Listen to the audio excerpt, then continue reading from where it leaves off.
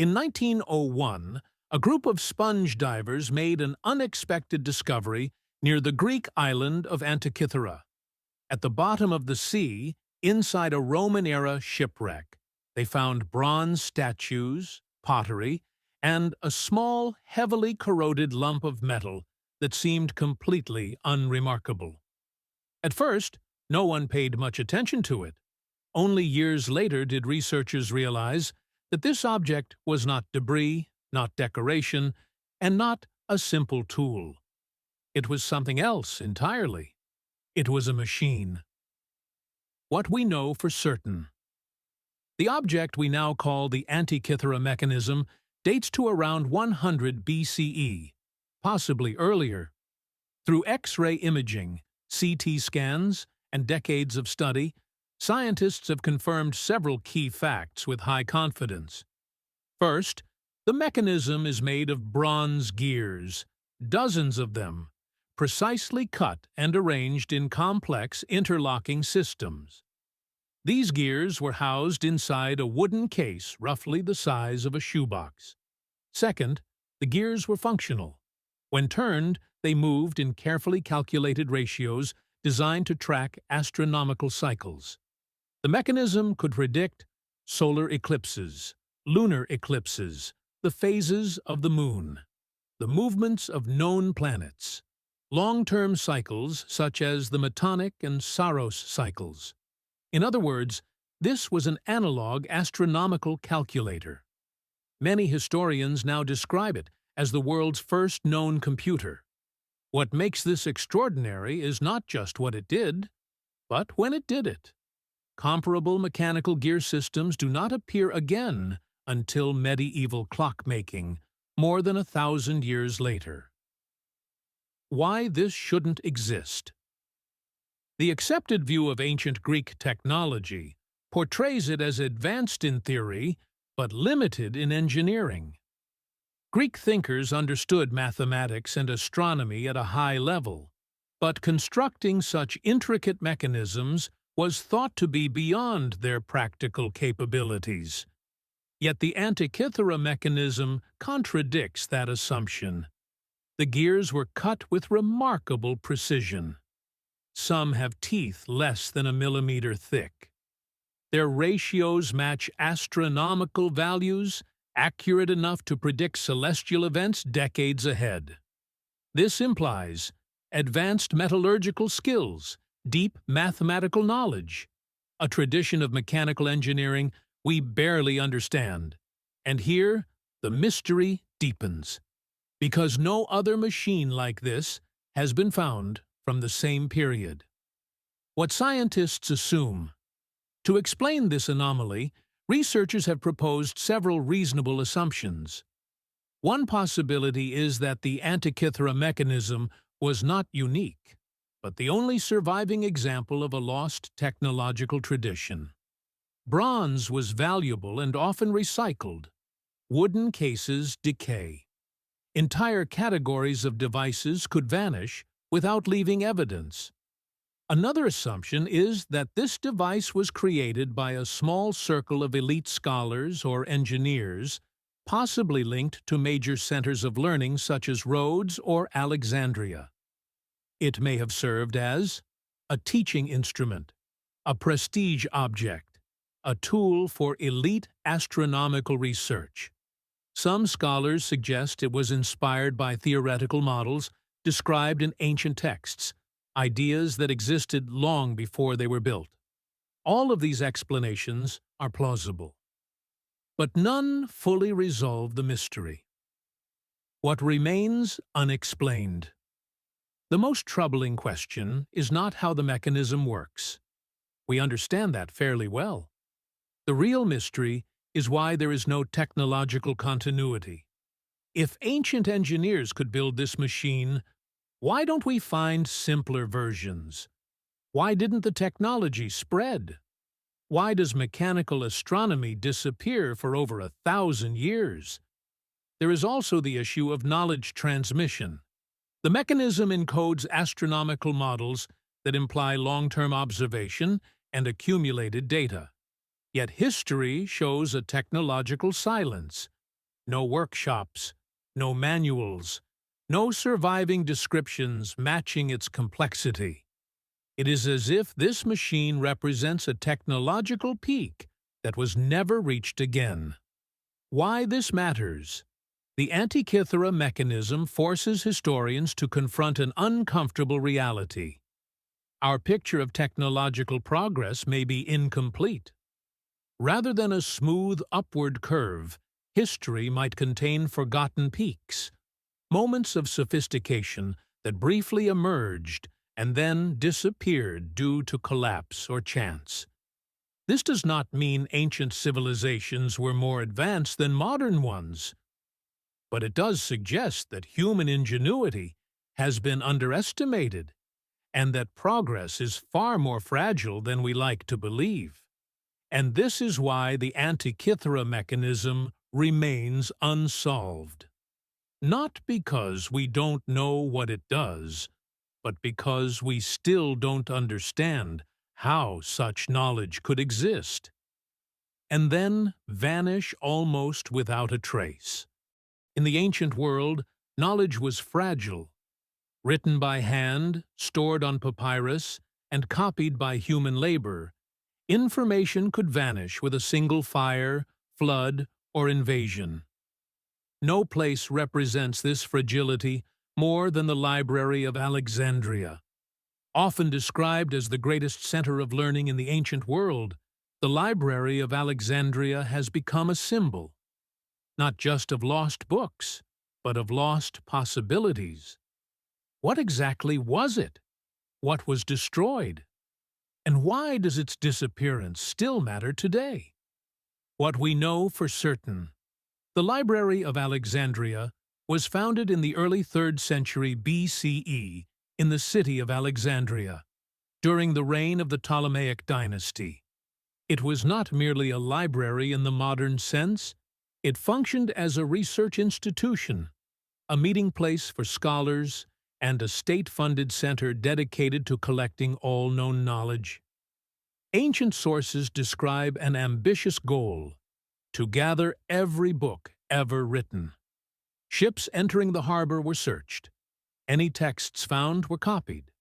The originals were often kept, while copies were returned to their owners.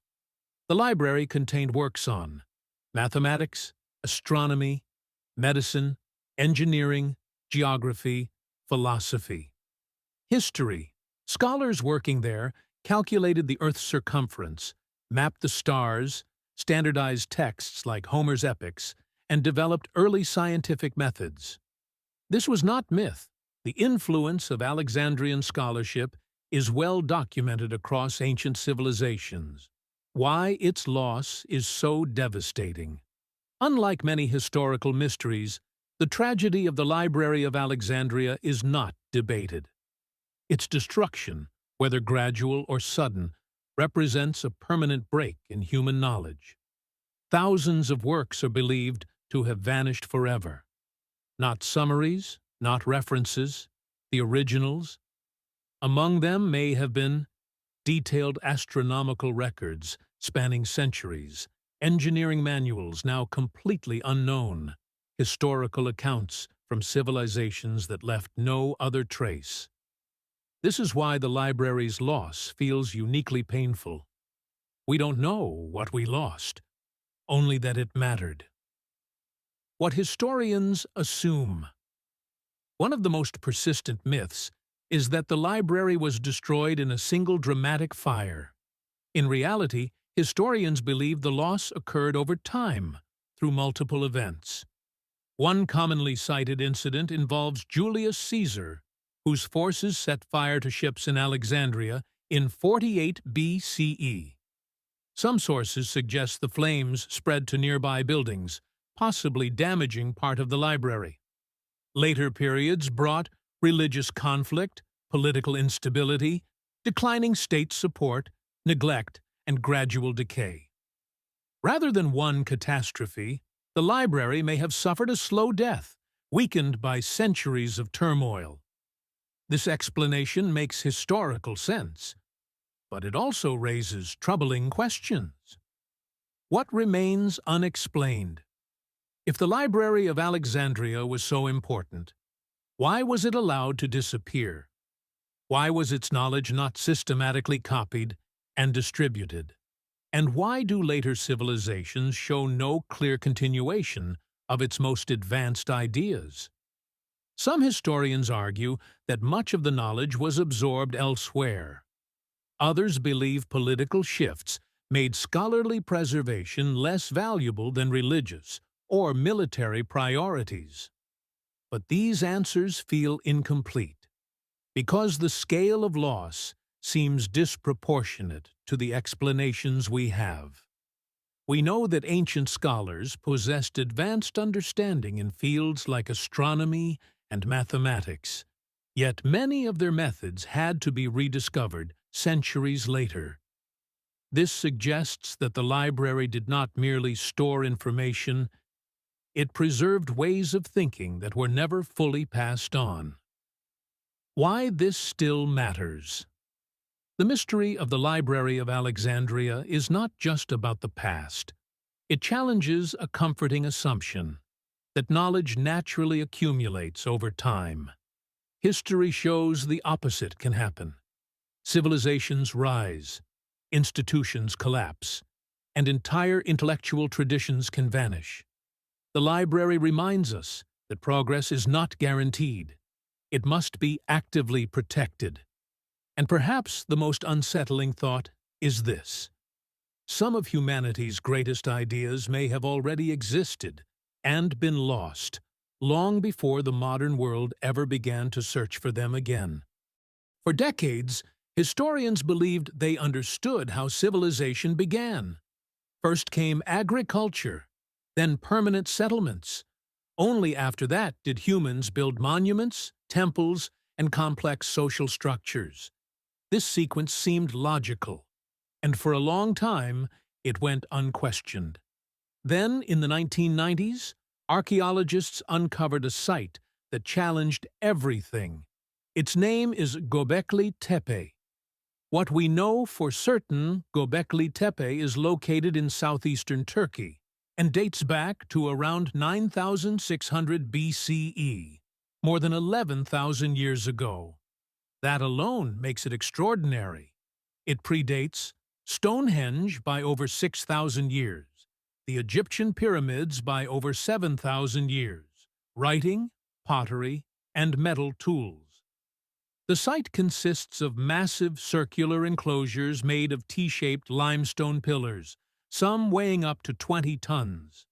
Many of these pillars are carved with detailed reliefs of animals: snakes, foxes, boars, birds, and insects, rendered with surprising precision. There is no doubt about this. Göbekli Tepe was intentionally designed, carefully constructed, and required organized labor. Yet according to all available evidence, the people who built it were hunter-gatherers. They had no agriculture, no permanent cities, no known system of writing. And still, they built one of the earliest monumental structures in human history. Why this shouldn't exist? According to traditional models, hunter-gatherer societies lacked the resources, population size, and social hierarchy needed to construct large-scale monuments. Göbekli Tepe contradicts this completely. To quarry, transport, and erect these pillars, the builders would have needed coordinated planning, skilled craftsmanship, long-term cooperation among large groups. This suggests a level of social complexity that was never supposed to exist at this stage of human development. Even more puzzling, Göbekli Tepe does not appear to be a settlement. There are no clear signs of houses, hearths, agricultural activity. This implies the site served a non-domestic purpose, possibly ritual or ceremonial. In other words, humans may have gathered first to build monuments and only later settled down to farm. That reverses the entire story of civilization. What archaeologists assume: most researchers believe Göbekli Tepe was a ritual center, a place where scattered groups met for ceremonies, feasts, and shared symbolic practices. Some suggest that these gatherings may have encouraged the development of agriculture, as large groups required stable food supplies. In this view, belief systems came before farming. Another assumption is that Göbekli Tepe represents only a small part of a much larger, still undiscovered cultural network. Similar sites may lie buried nearby, waiting to be uncovered. Excavations have revealed that only a fraction of the site has been explored so far. But even with these explanations, major questions remain. What remains unexplained? Perhaps the greatest mystery is what happened next. After centuries of use, Göbekli Tepe was deliberately buried. The enclosures were carefully filled with rubble, as if sealed by the very people who built them. Why would a society invest enormous effort into constructing a monumental site, only to intentionally hide it? There is no clear answer. We also don't know. What beliefs motivated the builders? What the animal symbols truly represented? Why this tradition left so little trace afterward? Despite its sophistication, Göbekli Tepe seems to have no direct successors. Once again, history shows a sudden rise and an equally sudden disappearance. Why this changes everything. Göbekli Tepe forces historians to reconsider a fundamental assumption. Civilization may not have begun with survival needs alone.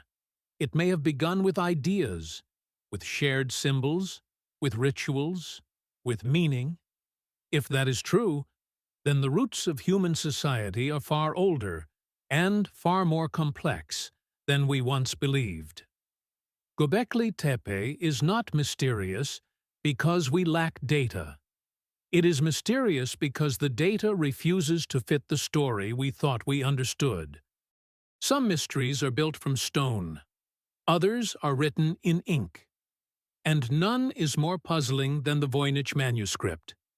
It is a book filled with strange symbols, unknown plants, and diagrams no one can fully explain. It has been studied for over a century. And to this day, no one knows what it says. What we know for certain. The Voynich manuscript is a medieval book dated to the early 15th century, based on radiocarbon analysis of its parchment. It consists of approximately 240 pages, though some are missing. The text is written in an unknown script, made up of repeating characters arranged with apparent grammatical structure.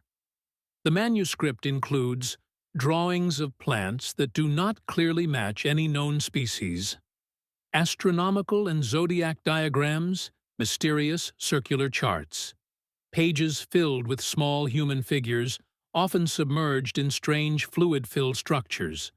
Importantly, the text is not random. Statistical analysis shows patterns consistent with real language, not meaningless symbols. This rules out simple hoaxes or gibberish. Why this shouldn't exist throughout history, unknown scripts have eventually been decoded. Ancient Egyptian hieroglyphs, linear B cuneiform, all were once unreadable. The Voynich manuscript is different. It has resisted every attempt at interpretation. Professional linguists, cryptographers, historians, and even modern artificial intelligence systems have tried and failed to decode it. During World War II, some of the world's best code breakers examined the manuscript. They found no clear solution. A real text, written in a real-looking language, that conveys no decipherable meaning. This should not be possible. What scholars assume. Several explanations have been proposed. Some believe the manuscript is written in a lost natural language, one that left no other surviving records. Others suggest it may use a complex cipher, far more advanced than anything typically attributed to the medieval period. Another theory proposes that the text represents a form of semantic encoding, where meaning is hidden behind layers of symbolism rather than direct translation. There is also the idea that the manuscript could be an elaborate intellectual exercise, created to appear meaningful without actually conveying information. Each theory explains part of the mystery. None explains all of it. What remains unexplained? The biggest question is simple. Why was it created? The manuscript shows no signs of practical use. There are no corrections, no marginal notes, no clear references to known historical events. It was carefully illustrated, professionally bound, and clearly valued. But by whom, and for what purpose? Equally puzzling is how consistently the unknown script is used across hundreds of pages. If this were a hoax, it would require extraordinary discipline, linguistic intuition, and effort for no clear reward. And yet, no contemporary references to the manuscript exist. It appears in history fully formed, then disappears for centuries. Why this mystery endures? The Voynich manuscript is unsettling because it sits at the intersection of knowledge and ignorance. It looks like something we should be able to understand. It follows rules. It has structure. And still, it refuses to yield meaning. This challenges a fundamental assumption that every human creation is ultimately knowable. Perhaps some knowledge was never meant to be widely understood, or perhaps the context required to read it has been completely lost. Either way, the Voynich manuscript remains a reminder that even in the age of modern technology, some voices from the past remain silent. Not because we lack intelligence, but because history does not always leave us the keys.